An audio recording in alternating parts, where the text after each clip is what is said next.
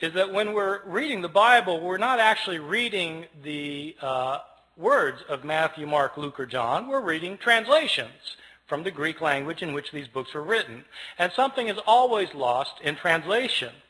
And not only that, but we're not reading translations of the originals of these books, because we don't have the originals of these books or of any of the other books of the New Testament. What we have are copies made centuries later, many of them many, many centuries later.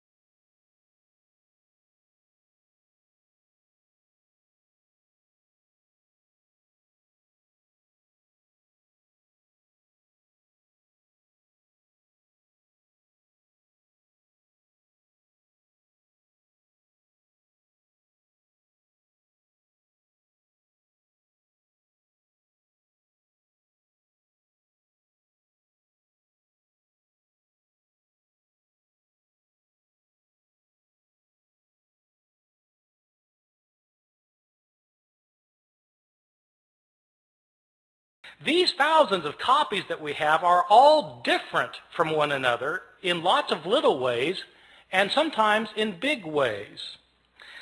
There are places where we don't know what the authors of the New Testament originally wrote. So an author like Mark, the author of our first gospel, sat down and wrote out one day his gospel about Jesus.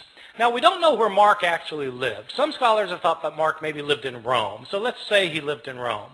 Mark writes his book. Well, how does this book get into circulation? The problem is we're dealing with an age in which there were no Xerox machines. There wasn't desktop publishing yet, no PDF files. In fact, there wasn't carbon paper. How did people get copies of books? Well, in the ancient world, the only way to get a copy of a book was to copy it by hand. One page, one sentence, one word, one letter at a time. Mark makes his book, and somebody in his community wants another copy of it.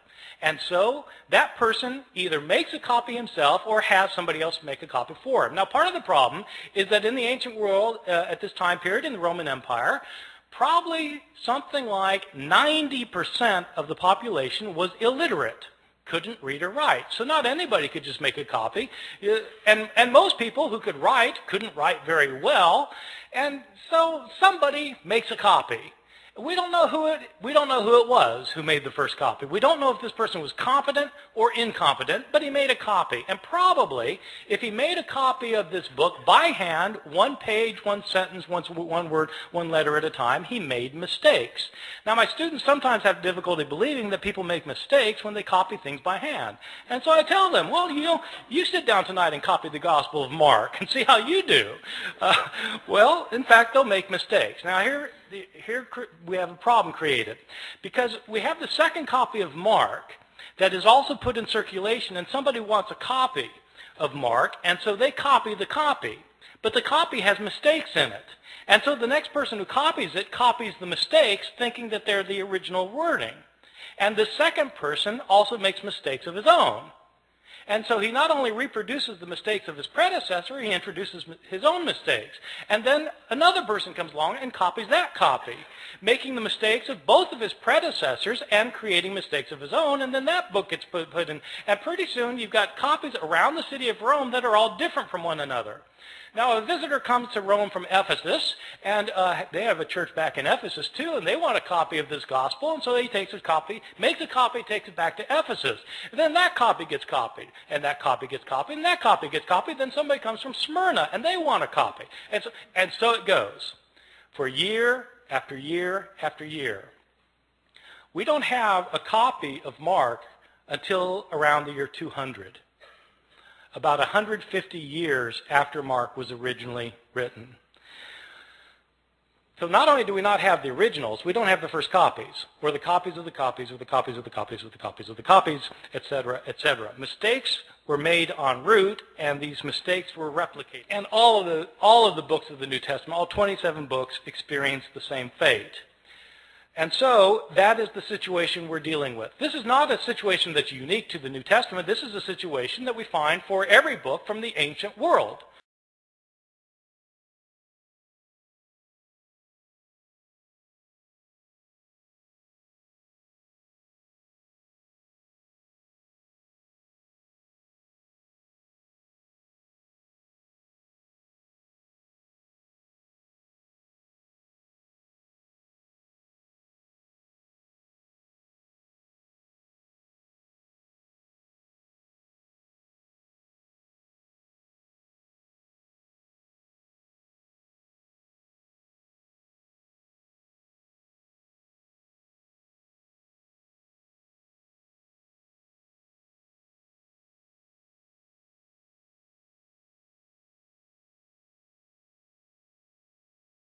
Yeah, well, this strikes me as a rather significant change, that the story of the woman taken in adultery wasn't originally there.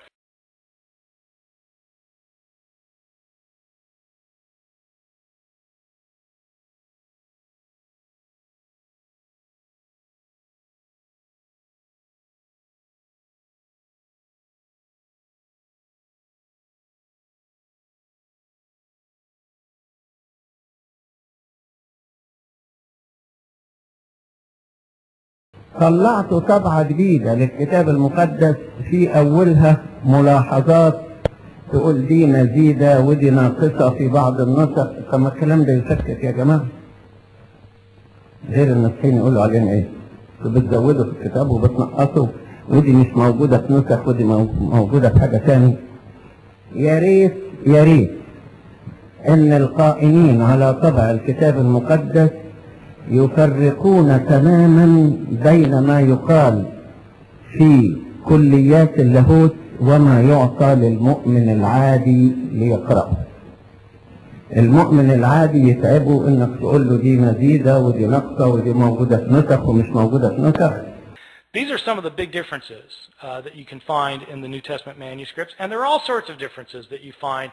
Some are related to theological disputes of early Christianity, where scribes have changed the text to make it coincide more closely with their own theological views.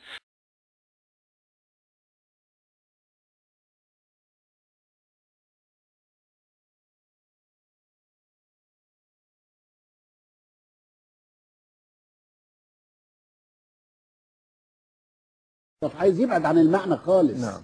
ونحن لا نسمح لإنسان يحرف الكتاب المقدس. المحرف